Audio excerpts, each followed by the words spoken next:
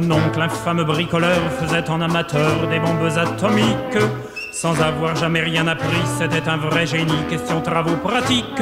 Il s'enfermait toute la journée au fond de son atelier pour faire ses expériences. Et le soir il rentrait chez nous et nous mettait en transe en nous racontant tout. Pour fabriquer une bombe, mes enfants, croyez-moi, c'est vraiment de la tarte. La question du détonateur se résout en un quart d'heure, c'est de celle qu'on écarte. En ce qui concerne la bombage, c'est pas beaucoup plus vache, mais une chose me tourmente, c'est que celle de ma fabrication n'ont qu'un rayon d'action de 3,50 m. Il y a quelque chose qui cloche là-dedans, j'y retourne immédiatement.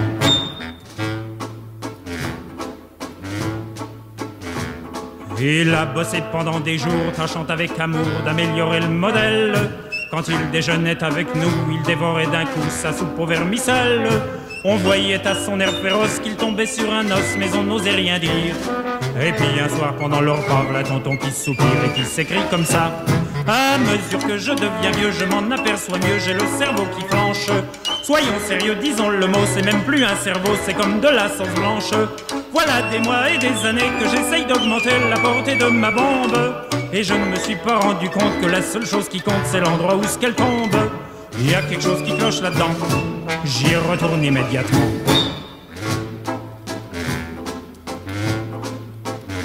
Sachant proche le résultat, tous les grands chefs d'État lui ont rendu visite. Il les reçut et s'excusa de ce que sa cagna était aussi petite. Mais sitôt qu'ils sont tous entrés, il les a enfermés en disant: soyez sages. Et quand la bombe a explosé, de tous ces personnages, il n'est plus rien resté. Quand on, devant ce résultat, ne se dégonfla pas et joua les andouilles, au tribunal on l'a traîné et devant les jurés, le voilà qui bafouille. Messieurs, c'est un hasard affreux, mais je jure devant Dieu, qu'en mon âme et conscience, en détruisant tous ces tordus, je suis bien convaincu d'avoir servi la France. On était dans l'embarras, alors on le condamna et puis on l'amnistia. Et le pays reconnaissant l'élut immédiatement chef du gouvernement.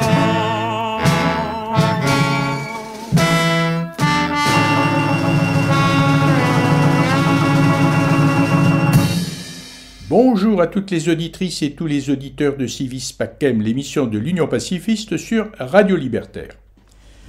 Comme vous le savez, c'est le 25 juillet 2025 que la France a libéré son plus ancien prisonnier politique encore détenu en prison. Il s'agit de Georges Ibrahim Abdallah. Georges Abdallah, militant libanais, chef de la fraction armée révolutionnaire libanaise, avait été arrêté en 1984 à Lyon et condamné en 1987 pour complicité dans 2 assassinats de diplomates israéliens et américains à Paris. Ces assassinats avaient été commis par la fraction armée révolutionnaire libanaise qui disait faire acte de résistance contre l'invasion du Liban par l'armée israélienne, soutenue, comme vous le savez bien sûr, par l'armée américaine. Georges Abdallah n'avait pas participé à ces assassinats, mais il ne les avait pas condamnés. Nous savons à l'Union pacifiste que les actes de résistance armée ne sont pas la solution contre une armée encore plus puissante, comme l'armée israélienne. Cette armée israélienne qui a démontré depuis sa création de quoi elle est capable en bombardant régulièrement le Liban et en conduisant un véritable génocide à Gaza depuis plus de 2 ans, génocide d'ailleurs qui est toujours en cours en août 2025. Mais nous dénonçons bien sûr l'attitude du gouvernement français qui, sous l'influence du lobby pro-israélien, a maintenu en prison un prisonnier arabe qui devait être libéré en 1999, mais qui a été maintenu en prison jusqu'en 2025. Ce n'est qu'à la suite de nombreuses mobilisations de soutien en France et à l'étranger que la Cour d'appel de Paris a décidé de libérer Georges Abdallah le 25 juillet 2025 et l'a expulsé le jour même dans son pays natal, le Liban. Alors voici ce que dit de la libération de Georges Abdallah le journaliste Slimane Zeguidour, qui a donné son analyse sur la chaîne TV5 Monde le jour de sa libération. Slimane Zeguidour, éditorialiste à TV5 Monde, est avec nous pour un éclairage sur cette décision de justice que Georges Ibrahim Abdallah n'attendait plus lui-même, parce qu'en fait, il était libérable depuis 1999. Pourquoi cette attente si longue qui a fait finalement de lui l'un des détenus les plus vieux d'Europe? Eh bien, comme vous le disiez, selon le droit français, il était libérable depuis 1999. Depuis, ses avocats ont demandé à 8 reprises sa libération. Dans la plupart de ces demandes, les juges ont fait droit à la demande de libération. C'est ensuite qu'il y a eu des interférences politiques à chaque fois. Selon les avocats de Georges Ibrahim Abdallah, les Américains qui s'étaient constitués partie civile, mais aussi les Israéliens sont à chaque fois intervenus pour bloquer la libération que les juges ne rejetaient pas. Et Georges Ibrahim Abdallah a eu des avocats, si on peut dire, et pas n'importe lesquels. Par exemple, Yves Bonnet, l'ancien patron de la DST, Direction de la surveillance du territoire, c'est-à-dire la sécurité intérieure et le contre-espionnage, lui disait qu'il fallait le libérer une fois qu'il avait purgé sa peine, et il dénonçait exactement des interférences américaines et israéliennes. Donc Georges Ibrahim Abdallah, qui était le patron des phares, les fractions armées révolutionnaires libanaises, comme vous le disiez, composées de chrétiens et de marxistes, rien à voir avec l'islamisme d'aujourd'hui, avait décidé donc diriger ce groupe. Lui n'a pas participé à ces assassinats, mais il ne les a jamais désavoués, ce qui était une circonstance aggravante pour lui. Néanmoins, il a eu beaucoup de soutien, notamment des villes en France, qui l'ont élu comme citoyen d'honneur, comme la ville de Bobigny, par exemple, et c'était en train de devenir une sorte de scandale juridico-politique, parce que, comme vous le disiez, il était le plus ancien prisonnier d'Europe, et il a fait donc 26 ans de prison supplémentaire après avoir purgé sa peine. Malgré les demandes des avocats de Georges Abdallah pour sa libération, le gouvernement français s'est acharné contre ce prisonnier arabe chrétien. En mai 2009, sa demande de libération est rejetée par la Cour d'appel de Paris qui s'appuie sur la loi Rachida Dati.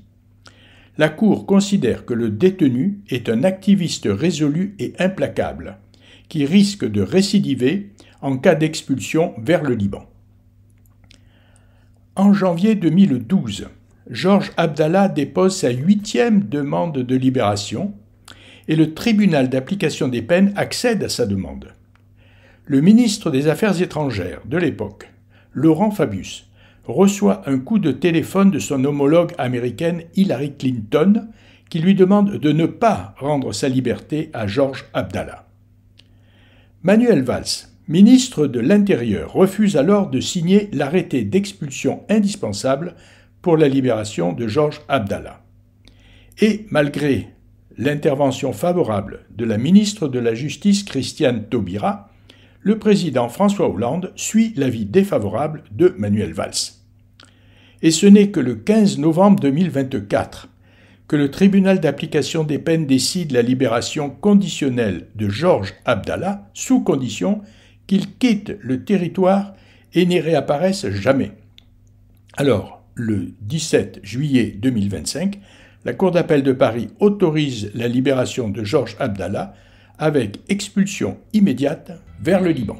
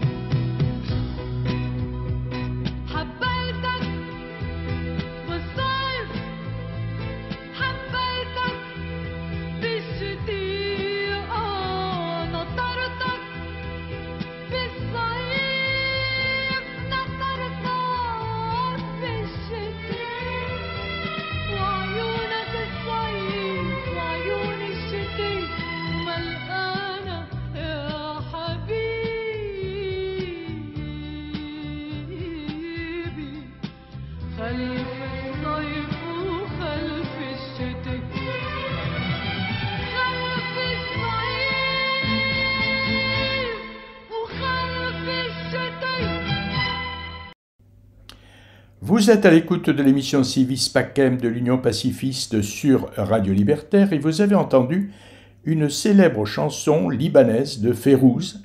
Férouz qui nous a conduits dans le pays de Georges Abdallah, le prisonnier politique maintenu 40 ans en prison par le gouvernement français. Et Georges Abdallah, comme vous le savez, a été libéré le 25 juillet 2025. Georges Abdallah avait pourtant reçu de nombreux soutiens qui demandait sa libération une fois sa peine exécutée. Dès l'année 1990, Yves Bonnet qui n'est pas n'importe qui puisqu'il était directeur de la DST, c'est-à-dire de la Défense de la Surveillance du Territoire. Yves Bonnet avait demandé sa libération, mais il ne l'avait pas obtenue. Il déclarait d'ailleurs quelques années plus tard que la France avait subi des pressions diplomatiques d'Israël et des États-Unis pour ne pas libérer Georges Abdallah. Des personnalités, comme par exemple l'écrivaine Annie Ernaux, prix Nobel de littérature, avaient demandé ensuite la libération de Georges Abdallah. Mais ce sont surtout les associations anti-impérialistes et anti-sionistes qui ont dénoncé l'acharnement de l'État français contre, entre guillemets, otages gouvernementaux. Plusieurs manifestations ont été organisées en France, par exemple, à Paris, place Vendôme, devant le ministère de la Justice en 2011, puis ensuite devant le centre pénitentiaire de Lannemezan dans les Hautes-Pyrénées en 2018 et aussi en 2024, en présence d'ailleurs de représentants de partis politiques, de la Ligue des droits de l'homme et aussi de Monseigneur Gaillot par exemple. Et puis plusieurs communes avaient nommé Georges Abdallah, citoyen d'honneur, comme par exemple la ville de Bagnolet. Mais rien n'avait bougé jusqu'au 17 juillet 2025, c'est-à-dire 40 ans après l'incarcération de Georges Abdallah. Enfin, le 25 juillet 2025, à peine libéré, Georges Abdallah était expulsé de France. Les Libanais lui ont organisé un accueil triomphal à Beyrouth, et il a rejoint rapidement son village natal de Kabaya, au Liban, où il a été reçu en héros. Le 20 août 2025, Georges Abdallah accorde sa première interview en français au journaliste libanais Moussa Hassi. Cet entretien est très intéressant et nous allons en écouter quelques extraits. Nous sommes à Kobayat, au nord du Liban, le village natal de Georges Brahim Abdallah. Georges a été libéré il y a 2 semaines, ou un petit peu plus. Aujourd'hui, cette interview avec Georges est destinée à l'opinion publique française, a priori. On va savoir, avec Georges, on va discuter un petit peu sur la situation de Georges à l'époque, ou bien durant sa prison, la présence en prison, et aussi les circonstances d'avant ce qui s'est passé en 1982 et en 1984. Bonjour Georges. Bonjour. Aujourd'hui, vous êtes libéré. Ça fait 2 semaines que vous êtes là au Liban.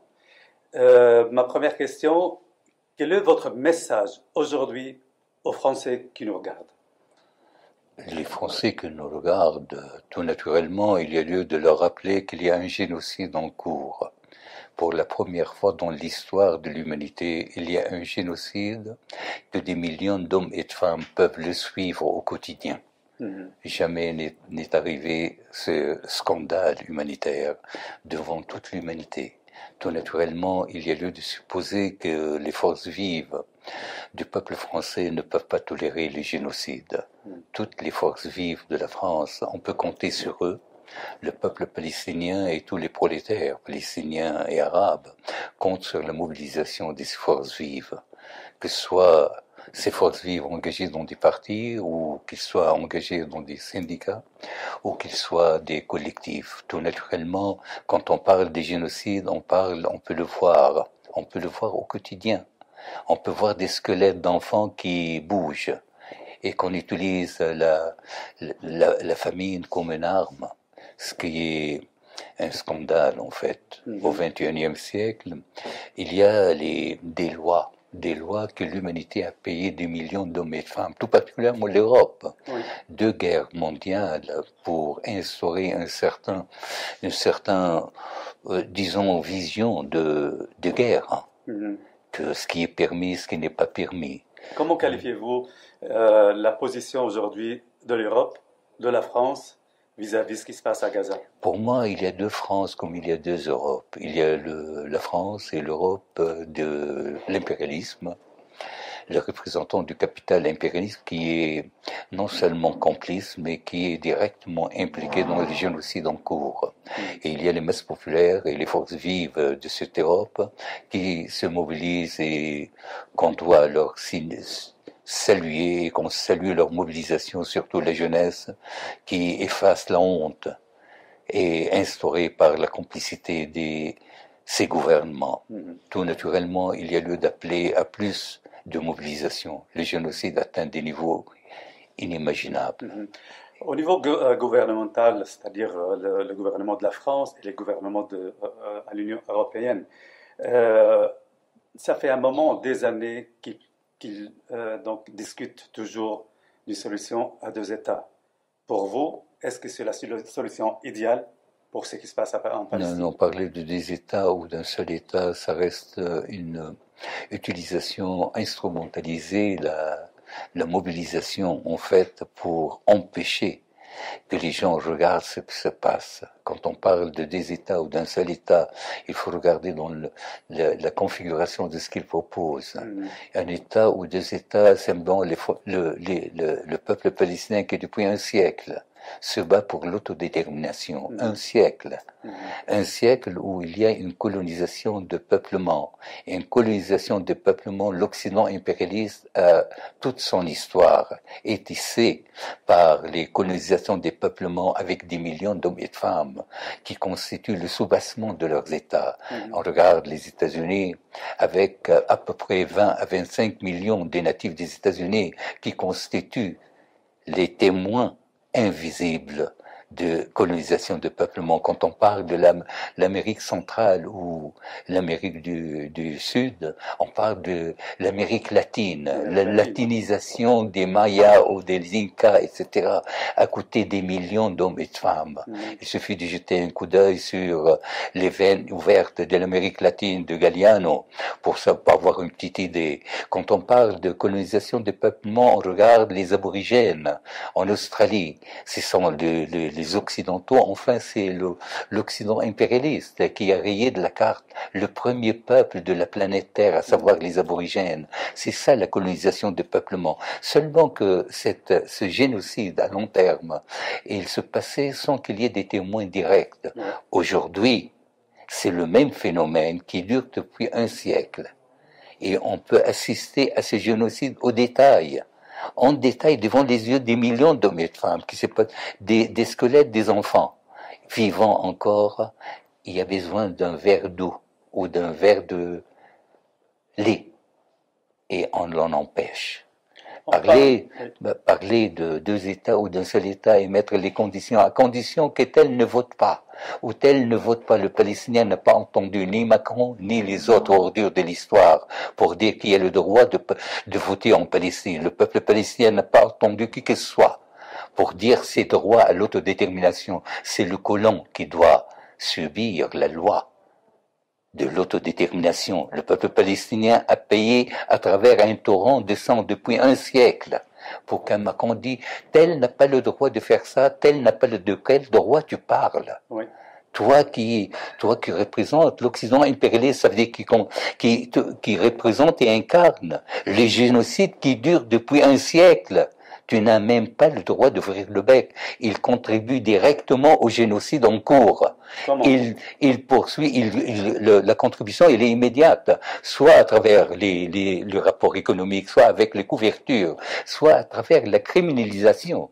Jusqu'aujourd'hui, en France, on poursuit les gens qui manifestent et qui portent leur soutien à la population. Les députés, Emma, comment il s'appelle?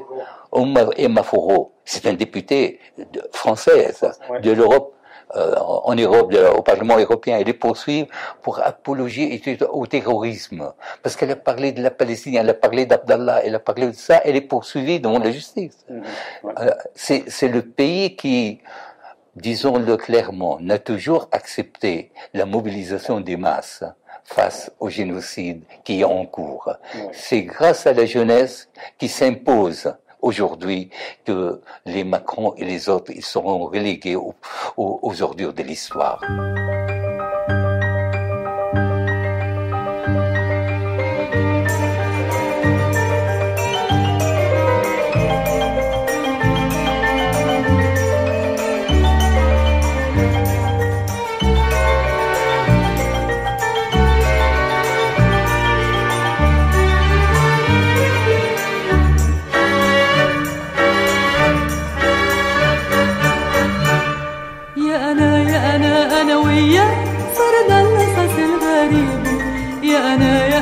أنا وياك وانسرقت مكاتيبي وعرفوا إنك حبيبي وعرفوا إنك حبيبي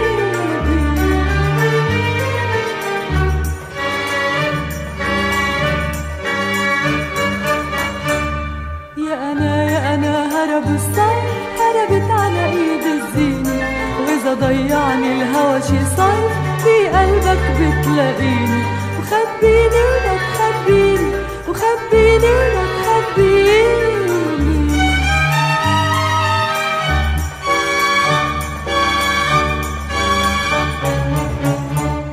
لياليك بعيني شبابيك مضوية سفرني يا حبيبي سفرني بلياليك وانا اقول لا تنسى على طول لا تنسى وعيونك تاخدني وتوعدني بلياليك لياليك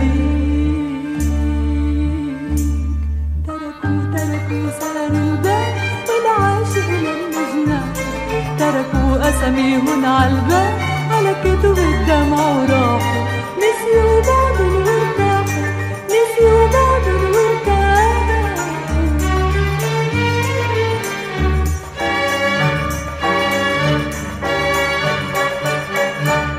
يا أنا يا أنا يا أنا يا أنا يا أنا يا أنا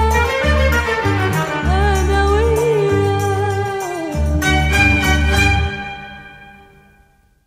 Selon Georges Abdallah, comment peut-on aujourd'hui parler d'un avenir des Palestiniens, d'un État palestinien, le droit d'autodétermination? Comment on peut arriver à ce stade-là? On peut arriver et on doit arriver, on est en train d'arriver en fait, à travers la mobilisation des masses populaires palestiniennes qui, au niveau de l'histoire, c'est la première fois qu'il y a un peuple qui résiste à ce niveau héroïquement. Depuis 17 ans, Gaza est encerclée. Oui. Depuis 17 ans. C'est pas quelques mois. Jusqu'à maintenant, la soldatesque sioniste, il utilise toutes les armes, les explosifs qui ont été et qui sont encore déversés sur Gaza dépassent de loin tout ce que l'Occident a connu. Exactement. Ni à Dresde, elle a connu 7000 tonnes. À Gaza, il y a 17 000 tonnes jusqu'à hier, déversées sur la population. Il n'y a pas de montagnes, il n'y a pas de forêt, il y a des sables. Et on détruit d'une manière consciente toutes les conditions de vie. Devant tout le monde, on affame le peuple palestinien. Devant tout le monde, il y a les moyens de le nourrir. Seulement les sionistes l'en empêchent.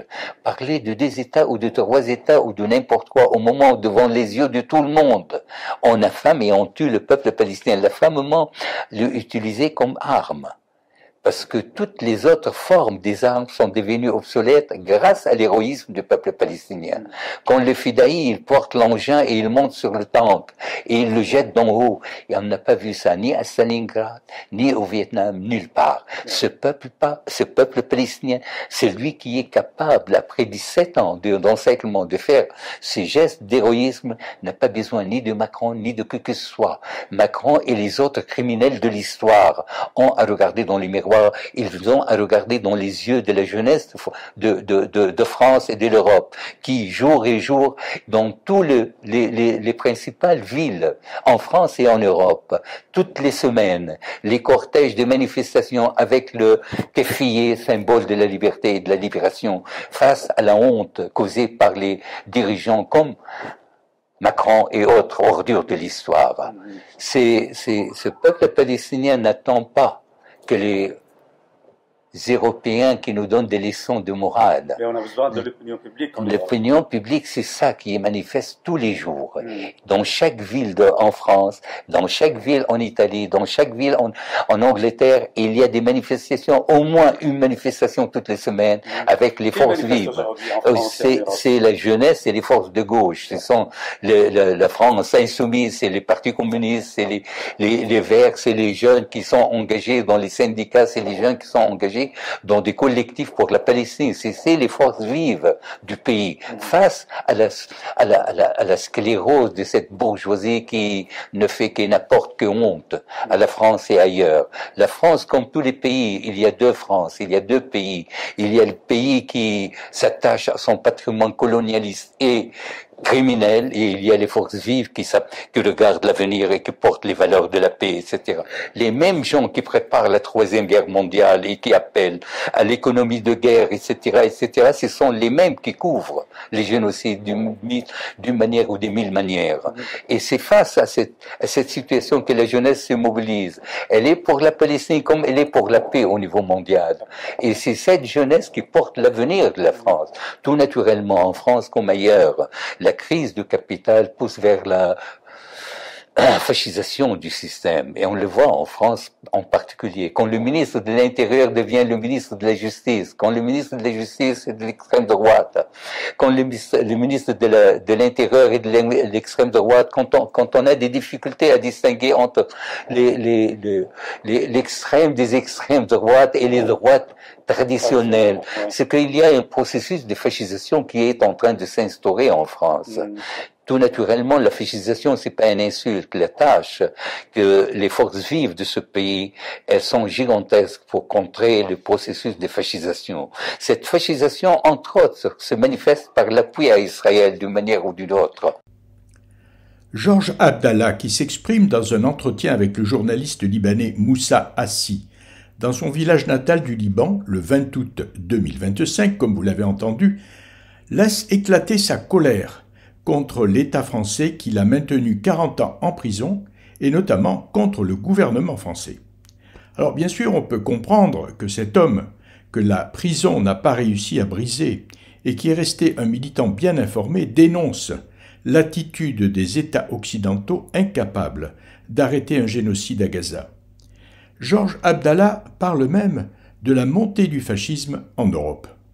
Dans quel but? Le bloc social qui est appelé à faire face à la fascisation, ce bloc social en Europe ou dans les centres du système capitaliste, et le bloc social qui fait face au génocide et qui fait face à tous les collaborateurs aussi de ces génocides, ça veut dire les régimes arabes qui sont impliqués dans la même mesure que le bloc social qui est pour la guerre en Europe, qui est contre le mouvement de libération de la Palestine. Ils sont dans la même situation, dans le même rapport d'interaction. Ça veut dire, dans la même mesure où l'Arabie Saoudite et les Émirats et les Qatar et les machins participent d'une manière ou d'une autre au génocide. C'est la même chose qui se passe en France, en fait, que les Dassault et les autres participent au génocide. Face à ça, il y a la jeunesse qui porte, et il y a les masses populaires qui, de deux côtés, l'un comme l'autre, ils se nourrissent de la lutte. Chaque pas en avant, en Europe, dans les manifestations, elle met à nu les régimes arabes. Il est étonnant qu'on voit une Greta qui vient du Suède portant un verre d'eau, un Rim Al-Hassan qui vient de Bruxelles avec un verre de lait pour Gaza, au moment où on a des millions à côté, tout naturel, des millions qui se trouvent dans le monde arabe. Oui. Bien entendu, les masses arabes, ils regardent les réseaux sociaux. Ils voient qu'il y a des manifestations gigantesques en Australie, il y a des manifestations gigantesques en Angleterre, en Europe, en Italie et partout. Est-ce que cela suffit, Georges Abdallah, pour libérer la Palestine, pour libérer le peuple palestinien à Gaza et en Cisjordanie? Pour libérer est-ce que le mouvement palestinien qu'on voit aujourd'hui, soit à Gaza, soit à Cisjordanie, et aussi le mouvement international qu'on va descendre dans la rue depuis bientôt 2 ans, est-ce que ça suffit pour libérer la Palestine? La libération de la Palestine passe avant tout par la résistance du peuple palestinien. Ce peuple palestinien, il constitue le levier de la révolution arabe. Tout naturellement, sans l'intervention décisive des masses arabes, et en particulier sans l'intervention décisive des masses arabes en Égypte et en Jordanie, on doit attendre. Tout naturellement, tout ce qui participe à l'explosion des masses arabes, c'est quand on sent la honte au plus intime de sa personnalité. Quand un Égyptien, il regarde sur les réseaux sociaux et il voit une Greta qui vient du Suède et qui est dans le large de Gaza, et il regarde dans les miroirs, il voit son visage à lui, il a honte de lui-même. Cette honte au plus intime de sa personnalité va le pousser à faire ce qui est nécessaire. C'est pas simplement l'Égyptien, mais tout le monde arabe. Il y a à peu près 500 millions d'Arabes tout au long de l'Atlantique jusqu'à Oman. Il y a auprès de Gaza 120 millions d'Égyptiens. 120 millions d'Égyptiens qui sont concernés par le sort de Gaza plus que quiconque. Il ne faut pas oublier l'histoire. Gaza, elle fait partie de l'Égypte durant des années. Il suffit un de ces 120 millions, 1 million qui descend dans la rue et qui va vers Rafah pour que la situation change. Il suffit que les gens de l'Azhar, qui est pas un monument touristique, qui est un lieu qui constitue le contenu de la civilisation de cette région, et qui explique aux croyants que la prière n'est pas valable si elle est loin. Est-ce que, Georges Abdallah, vous croyez à ce que, quand Emmanuel Macron dit qu'il veut arrêter la guerre à Gaza, qu'il veut faire entrer les aides humanitaires à Gaza, et qu'il veut un État palestinien, est-ce que vous le croyez? Non, non, pas du tout. Pas du tout. Qu'il le fasse entrer, qui l'en empêche?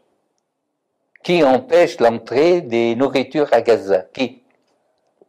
C'est l'armée israélienne. Il veut le faire entrer, qu'il le fasse. Qui l'en empêche?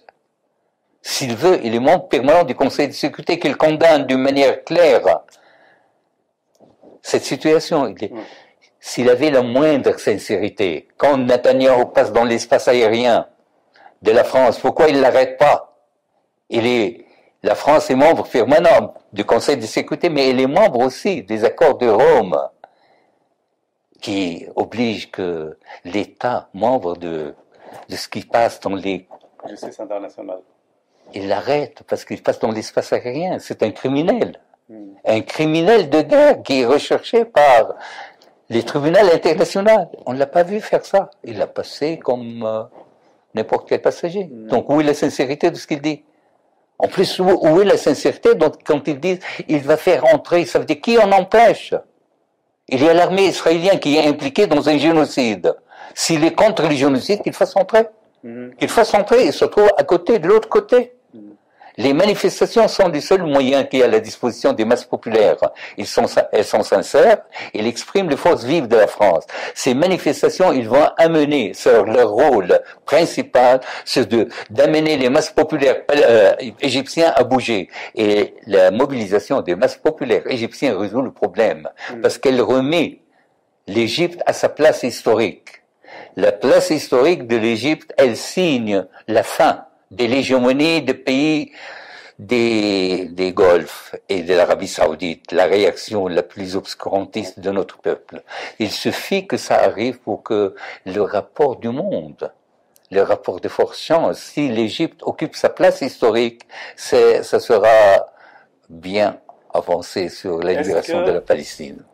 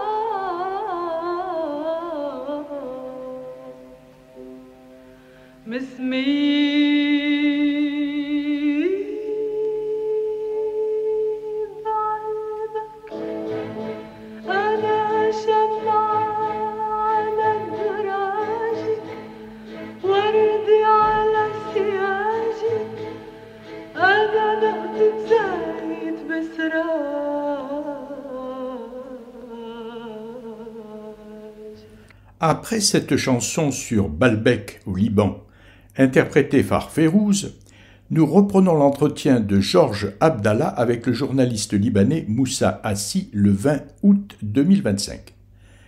Les Libanais, qui ont été envahis et bombardés plusieurs fois par l'armée israélienne et qui ont abrité une grande partie du peuple palestinien victime de la Nakba, notamment dans les camps de Sabra et Shatila, malheureusement bien connus, restent pour la plupart des soutiens du peuple palestinien.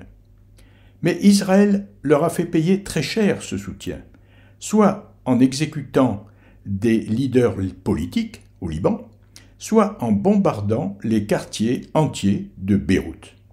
Aujourd'hui, tous ceux qui soutiennent le peuple palestinien, mais aussi le peuple libanais, le peuple syrien, le peuple iranien et j'en passe, tous ces peuples victimes des attaques de l'armée israélienne sont traités d'antisémites par le gouvernement israélien. Et pourtant, en France, plusieurs personnes ont soutenu Georges Abdallah quand il était en prison. Est-ce que la masse populaire, le mouvement dans la rue en France, ont participé à la libération de Georges Brahim Abdallah? Tout naturellement, sans cette mobilisation, j'aurais été toujours en prison. Il faut le dire que quand la juge, elle a décidé de me libérer, elle a dit la chose suivante. Georges Ibrahim Abdallah en prison est plus dangereux ou constitue un trouble à l'ordre public beaucoup plus que Georges Ibrahim Abdallah dehors. Autrement dit, le fait qu'il soit en prison Et le fait qu'il y ait cette mobilisation de solidarité avec Abdallah qui est inscrite dans les processus de la lutte contre les génocides à Gaza. Ça veut dire qu'il transforme le rapport de solidarité à un prisonnier dans un processus contre le génocide qui se trouve à Gaza. C'est ça qu'il a libéré, Georges Abdallah, parce qu'il voulait empêcher cette mobilisation contre la guerre de Gaza. Il considère que c'est un prétexte, le soutien à Abdallah qui se transforme en soutien actif à la mobilisation contre la guerre à Gaza, contre le génocide à Gaza, dont ils ont besoin qu'il continue et qu'il continue à être criminalisé par tous les soutiens qui apportent les forces réactionnaires du pays. On a parlé tout le temps, depuis des décennies, du rôle des États-Unis dans votre affaire avec la France. Donc les États-Unis, ils ont vraiment fait une pression durant toutes ces années pour ne pas sortir Georges Abdallah de prison. Pourquoi cette pression a lâché ou bien a baissé récemment pour que vous puissiez... Il faut dire les choses telles qu'elles sont passées. Les États-Unis sont les ennemis de notre peuple. C'est indiscutable. Qu'ils cherchent à maintenir un prisonnier ou un militant arabe en prison, c'est normal. Mais dire qu'ils ont fait pression dans le sens qu'ils ont obligé la France, ils l'ont pas obligé. Ils l'ont pas obligé. La France n'a jamais libéré dans toute son histoire moderne un seul militant arabe sans qu'il y ait contrepartie, la libération d'un prisonnier représentant le gouvernement français ailleurs. Pas un seul. Depuis plus d'un demi-siècle. Tous les prisonniers, tous les militants arabes qui étaient dans les prisons françaises sont sortis parce qu'il y a eu un échange. Là, je veux parler d'un essai, d'un échange en 1985. On a failli libérer Georges Brahim Abdallah après la prise en échange d'un diplomate Gilles français. Perrol. Oui. Et pourquoi n'a pas été effectué cet échange? Parce que la France a donné sa parole. Et elle n'a pas respecté sa parole. C'est aussi simple que ça. Elle a donné sa parole d'État, ce qui n'est pas une fiction. Il s'est passé quoi exactement? Ça veut dire qu'il y a eu un échange, le chef de la DST a supervisé tout cet échange, il a donné sa parole à l'intermédiaire algérien, et une fois Gilles Perrol a été libéré, la France, elle a dit non, j'ai changé, elle a désavoué Yves Bonnet. Yves Bonnet, c'était le chef de la DST, elle l'a désavoué. Elle lui a dit non, parce que les Américains n'étaient pas contents, etc., etc. Que les Américains fassent de pression, oui, ils ont fait de pression, mais on parle d'un pays membre permanent du Conseil de sécurité. Ça veut dire quand on parle de pression, il ne faut pas supposer qu'ils ont mis la botte sur le gouvernement. Ça veut dire qu'il y a une certaine continuation entre l'impérialisme, la direction de l'impérialisme, et l'impérialisme du champ France, Grande-Bretagne, etc. Il y a des lois. Est-ce que la bourgeoisie respecte ses propres lois quand il s'agit de ses intérêts? Georges Abdallah, il s'appelle Georges, entre autres, avec la Palestine, etc. Tout naturellement, la tendre mère n'aime pas que les Georges soient avec la Palestine. Voilà, donc il ne faut pas beaucoup de pression, certes, en 2012. Et 2012-2013, il y a eu le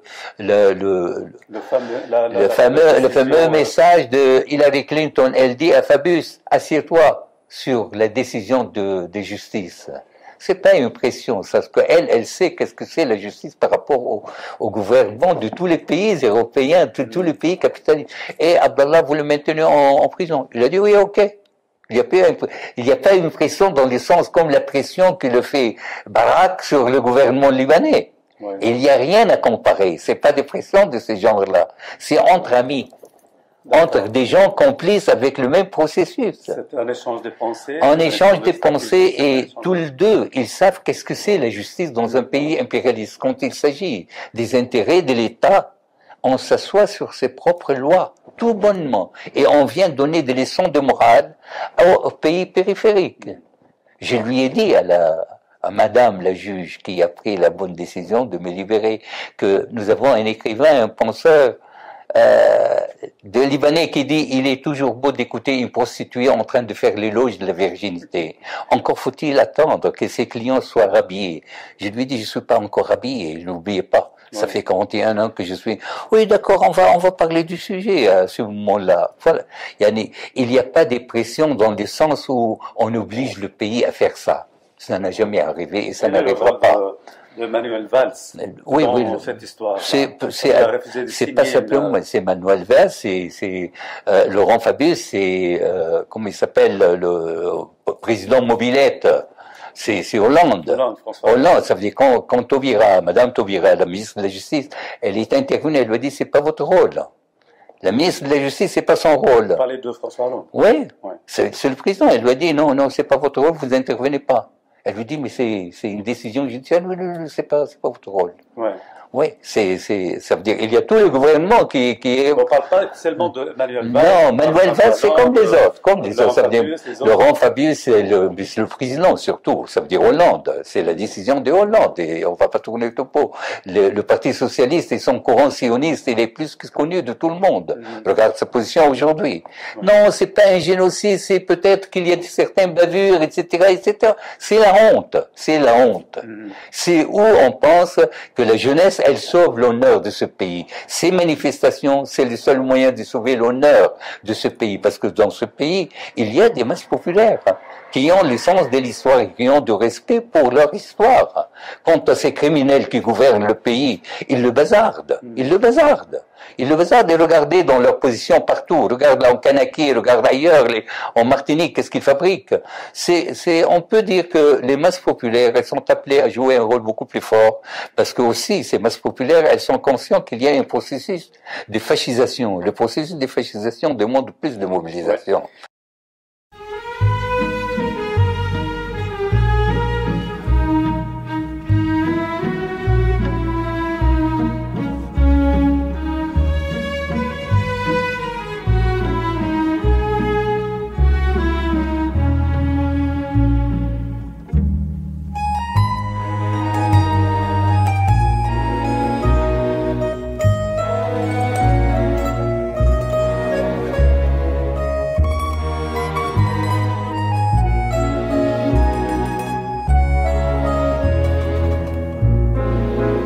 رغم الزهر اللي متلي لحقوق شو ما تحكي وتشرح لي وتقول حبيبي حبيبي تنرجع لأ مش معقول عندي سنون وفي عندي أرمين بعرف شو يعني إذا انت بعيد بس حبيبي إحساسي معاك يرجعلي من جديد في أمل إيه في أمل أوقات بيطلع من ملل في أمل إيه في أمل أوقات بيطلع من ملل وأوقات بيرجع من شي حنين لحظات تيخفف زعل وبيذكرني فيك لوني شبابي بس ما بينسيني شو حصل رغم الزهر اللي متلي لحقوق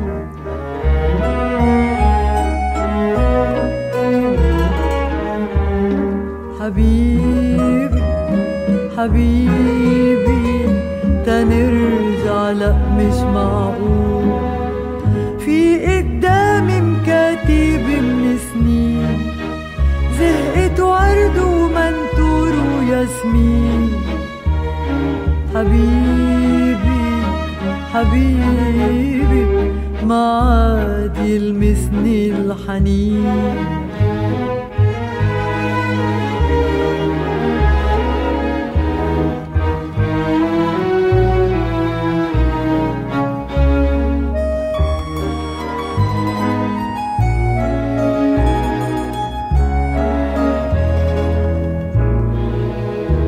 في ماضي منيح بس مضى صفى بالريح بالفضا في ماضي منيح بس مضى صفى بالريح بالفضا وبيضل تذكار عن مشهد صار في خبز في ملح في رضا ويومي ليل وبعده نهار عمري قدامي عم ينقضى شوف القمح اللي بيطلع بسهول شوف المي اللي بتنزل عطول حبيبي احساسي هالقد معقول يزول شو بتخبر اصحاب وزوار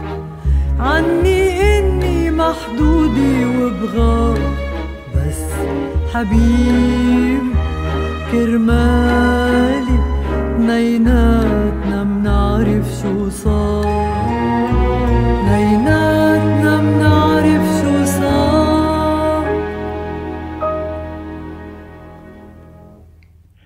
Vous êtes toujours à l'écoute de l'émission Civis Pacem de l'Union pacifiste sur Radio Libertaire. Vous venez d'entendre une autre chanson de l'artiste libanaise Férouz. Férouz qui est toujours adulée par le peuple arabe et qui est aujourd'hui âgée de 90 ans. Alors nous reprenons l'entretien de Georges Abdallah avec le journaliste libanais Moussa Hassi le 20 août 2025 dans son village natal au Liban. Et le journaliste Moussa Hassi revient maintenant sur son arrestation en France. Je vais revenir à l'année 1982. Donc, il y a eu l'assassinat de 2 agents américains et français. Quel rôle a joué Georges Ibrahim Abdallah dans cette histoire? Sans entrer dans les détails, ça veut dire moi, je suis poursuivi pour complicité dans toute cette histoire. J'ai expliqué devant les juges que, me concernant, je défends la légitimité de ces actions. Aujourd'hui, demain et après-demain, en France et ailleurs dans les pays européens. C'est pour ça que j'ai été condamné. Il n'y a pas, et pour être court, le procureur, il a demandé moins de 9 ans. Oui. Ça veut dire les preuves qui sont à sa disposition en tant que procureur, au maximum, lui permet de demander 9 années de condamnation.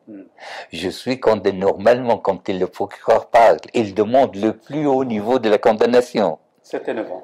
C'était 9 ans, au plus haut. Tout le monde s'attend. Si on dit 9 ans, ça veut dire qu'il va être condamné à 4 ou 5 ans. Ouais. Et j'ai été condamné à perpétuité. Ouais. Tout naturellement, c'est en fonction de quoi? En fonction de cette position tout simple, qui considère que les Américains et les Israéliens sont des criminels pour notre peuple. Il ne faut pas oublier qu'est-ce qui s'est passé en 82. En 82, il y a 32 000 personnes qui sont tombées à Beyrouth et ailleurs. Il y a le génocide de Sabra et Shatila, dont les Français, enfin, en tant que gouvernement, est complice direct et non pas indirect. Ça veut dire Mitterrand s'est porté garant de la sécurité de Sabra et Shatila, à condition que les combattants quittent le camp. Reagan s'est porté garant de la sécurité de Sabra et Shatila, à condition que les combattants quittent le camp. Les mêmes choses italiens. Il y avait 800 soldats français. Il y avait 800 soldats américains. Il y avait 400 soldats italiens qui sont entrés dans le camp et qui sont censés le protéger, à condition qu'on sorte. On est sorti du camp. Oui. Moins de 24 heures, ils ont quitté le camp. Et après, durant 4 jours, les génocides dans le camp s'est passé, un massacre. Pas avec des mitraillettes, c'est à la hache. On a coupé la tête et on a éventré les femmes et les hommes et les enfants. Parce qu'il n'y avait pas de combattants. On a eu le tort d'écouter la direction des forces communes qui ont... La France, elle a donné sa parole. Pays de liberté, pays de résistance, pays de droits de l'homme, pays de tous les putes, en fait. On a donné sa parole et il y a 4000 morts. Donc vous accusez la France de participer? Je ne l'accuse pas, elle est complice. Ça veut dire que c'est 4 jours après, il y a les massacres de Sabra. L'armée elle est revenue après. Qui a donné l'ordre? L'armée française, l'armée américaine, l'armée italienne, c'est pas des miliciens. C'est pas ma grand-mère qui leur a interpellé. C'est les autres qui sont venus de leur direction. Qui est le chef de l'armée française? C'est Mitterrand lui-même. C'est le chef de l'État. Oui. Ils sont entrés sous couvert que nous sommes sortis. Une fois on est sortis, ils ont déminé le pourtour du camp. Et les fachos et les Israéliens sont entrés. Les soldats, ils étaient dehors. Pourquoi ils étaient dehors? Normalement, ils sont les garants de la sécurité de nos peuples, de nos familles. Ils n'en étaient pas. Ce qui s'est passé en 82, vous dites, à votre avis, c'est légal? Ou bien c'est légitime. C'est légitime. C'est légitime. Poursuivre l'ennemi là où il est, partout dans le monde, pour moi, c'est légitime. Oui. Hier, et comme aujourd'hui. C'est ce que je voulais poser la question. Pour toujours. Est-ce qu'aujourd'hui, vous êtes dans la même pensée d'il y a 40 ans? Je considère que la lutte anti-impérialiste, elle se passe au niveau planétaire. Ce qui ne veut pas dire que je veux porter un canon et aller à Paris. Ça ne veut pas dire ça. Mais ça veut dire qu'il est légitime que les gens agissent là où il y a l'ennemi. Quand la France envoie ses super étendards, par exemple, en Irak pour qu'ils bombardent au très fond de l'Iran, tout naturellement, il est légitime aux Iraniens de faire des opérations en France. On a prêté les super étendards, prêté à Saddam Hussein pour qu'il bombarde l'Iran. Quand on prête ces avions, même ça se fait pas entre alliés, on le fait pour tuer des gens, pour faire des massacres. Est-ce que ce sera trop de les poursuivre? Quand on fait ce qu'on a fait à Sabra et Shatila, c'est trop qu'on cherche le responsable. Il n'y a pas un seul civil qui a été touché.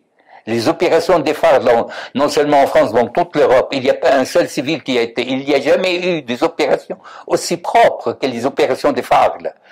Il y a des massacres qui se sont déroulés partout au Liban, dans le sud, les tanks qui sont montés sur des voitures, plein d'hommes et de femmes et d'enfants. C'est beaucoup trop si on cherche un responsable du réseau d'espionnage ou être de Mossad ou de CIA ou des services de renseignement américains. Je considère que c'est très normal. C'est légitime. C'est légitime et toujours légitime. Toujours. Oui, c'est ce que je considère aujourd'hui ou demain ou après-demain. La guerre, elle est décidée par les impérialistes. C'est eux qui choisissent le champ de la guerre. C'est pas nous. Nous voulons vivre dans notre pays tranquille. Comme tous les peuples. Le Palestinien, il veut vivre en Palestine tout tranquille. Il vient de l'Europe et qui vient le chasser de sa maison. C'est l'Occident impérialiste qui a envoyé. Israël, c'est quoi? C'est un prolongement organique de l'Occident impérialiste. C'est pas les Palestiniens qui sont allés là-bas. Et tout naturellement, le Palestinien, il va se défendre.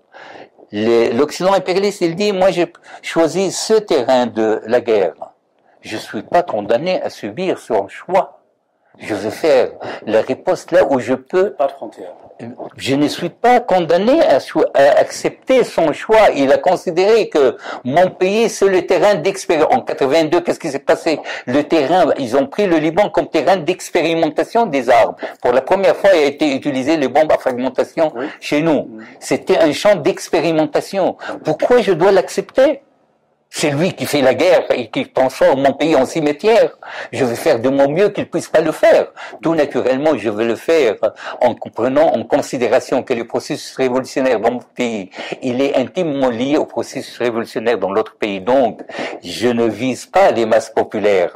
Je veux pas faire des opérations qui mettent en danger les masses populaires. Je vais faire de mon mieux pour coordonner ces opérations avec les forces vives, les protagonistes de la lutte, en prenant en considération leurs intérêts de révolutionnaires dans la lutte.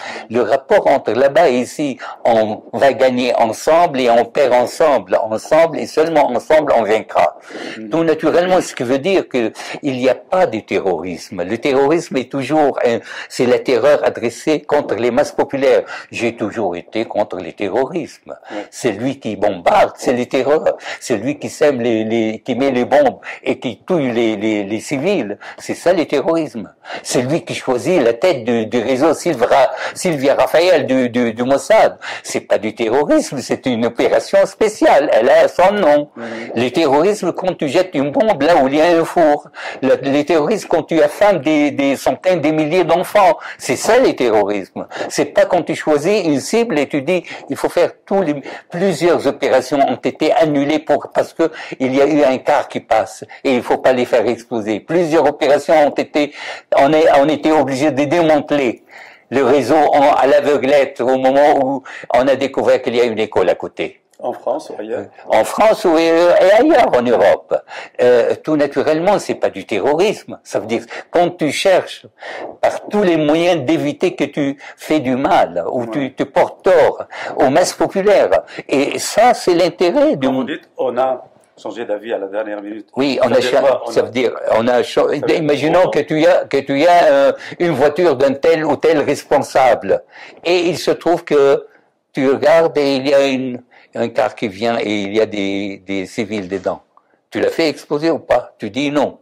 Il faut annuler. Il faut annuler et il faut chercher à désamorcer la bombe que tu as posée. C'est pas une petite promenade. C'est pas une petite promenade quand tu as un gardien à quelques mètres. Tu vas devant ses yeux, tu vas t'asseoir avec ta camarade et à l'aveuglette, tu vas désamorcer. C'est pas un jeu. Quand tu mets ta vie en jeu pour éviter qu'il y a un désastre pour toi, un désastre quand il y a un car qui va passer en fumée. Et tu mets ta vie en jeu. Tu n'es pas un terroriste, tu es le révolutionnaire authentique qui opère sur les terrains de la lutte. Ces hommes et ces femmes, on peut pas reprocher à eux, on peut pas reprocher aux FARC aucune opération où il y a, disons, un dérapage. Ça a toujours été les civils, il faut éviter tout dégât ou tout tort aux civils. Tous les camarades et tous les forces vives du pays le savent. Et tout naturellement, c'est pour ça que j'ai pas été d'ailleurs condamné ni poursuivi en tant que terroriste. Oui. Il faut le savoir que moi j'ai passé devant un tribunal pour terroristes par un abus.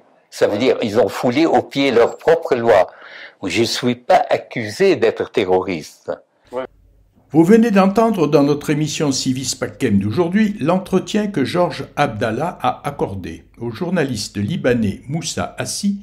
Comme vous l'avez constaté, Georges Abdallah revendique son engagement de résistant mais rejette l'accusation de terroriste. Ce terme d'ailleurs terroriste, qui est devenu presque banal, est accolé aujourd'hui à toute personne qui s'oppose à l'État, notamment à l'État français. Naturellement, Georges Abdallah, victime d'un acharnement sans précédent de l'État français contre un prisonnier arabe, tient des propos très durs contre les gouvernements occidentaux, mais aussi contre les gouvernements arabes. À l'Union pacifiste, nous constatons que les méthodes violentes des résistants sont rarement couronnées de succès contre leurs oppresseurs. Mais nous comprenons que les peuples qui subissent des attaques de la colonisation puissent se révolter un jour. Si aujourd'hui Georges Abdallah a été libéré et expulsé au Liban, c'est, d'après lui, parce que les manifestations de sa libération risquaient de dénoncer une fois de plus la politique guerrière israélienne contre les Palestiniens, mais aussi d'ailleurs contre les peuples arabes de la région. En se débarrassant d'un prisonnier devenu encombrant, la France l'envoie dans un pays toujours menacé par les Israéliens. Dans son village natal du Nord Liban, Georges Abdallah n'est pas forcément en sécurité. Les services secrets israéliens surveilleront certainement de près ce militant courageux qui, après 40 ans passés dans les prisons françaises, n'a rien perdu de sa volonté de continuer à dénoncer les crimes de l'armée israélienne. Fin août 2025, le plan de conquête de la ville de Gaza, déjà d'ailleurs ville entièrement détruite, a été décidé par Benjamin Netanyahou et a même commencé. L'ONU a dénoncé la famine qui touche la population de Gaza. La communauté internationale continue à s'indigner, mais n'a toujours pas entrepris d'actions significatives pour arrêter le massacre systématique de la population palestinienne et peut-être sa déportation dans des pays étrangers. La politique menée par le gouvernement israélien fabrique chaque jour de nouveaux résistants et ne cesse d'ailleurs de mettre en danger non seulement les Israéliens, mais aussi le peuple juif à travers le monde. Alors nous arrivons maintenant à la fin de notre émission et je vous donne rendez-vous à la semaine prochaine. Ciao ciao. أنا صار لازم ودعكن وخبركن عني.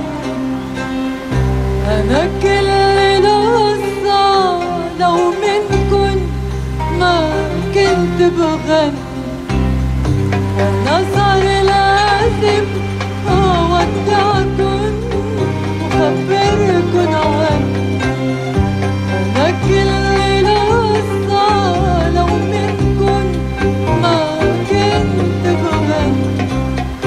غنينا أغاني عورة، غنينا واحد مشتاق، دايما بالآخر في آخر في وقت فراق، في وقت فراق.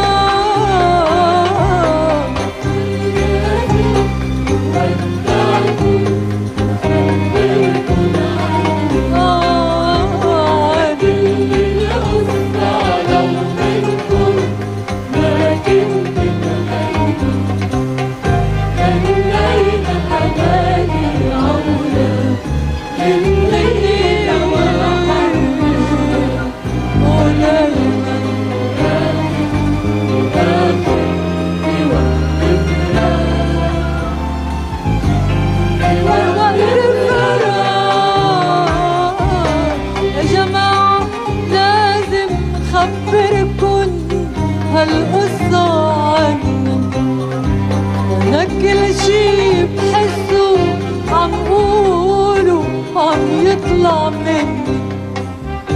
موسيقي دقوا وفلوا والعالم صاروا يقلوا، ودايما بالآخر في آخر في وقت فراق. بكرة برجع بوقف معكن، إذا مش بكرة البعده أكيد. انتو حكوني وأنا بسمعكن، حتى لولا الصوت بعيد. بكرة برجع بوقف معكن، إذا مش بكرة البعده أكيد. انتو حكوني وأنا بسمعكن، حتى لولا الصوت بعيد. بلا موسيقتنا الليل يا حزيني، بلا غنية ليلي بكون، كل ليلة بغني بمديني، بحمل صوتي وبرجع طول. بكرة برجع بوقف معكم، إذا مش بكرة البعده أكيد. قولي وأنا بسمعكم، حتى لولا الصوت بعيد. وبكرة برجع بوقف معكم، إذا مش بكرة البعده أكيد. انتو حكوني وأنا بسمعكن، حتى لولا الصوت بعيد.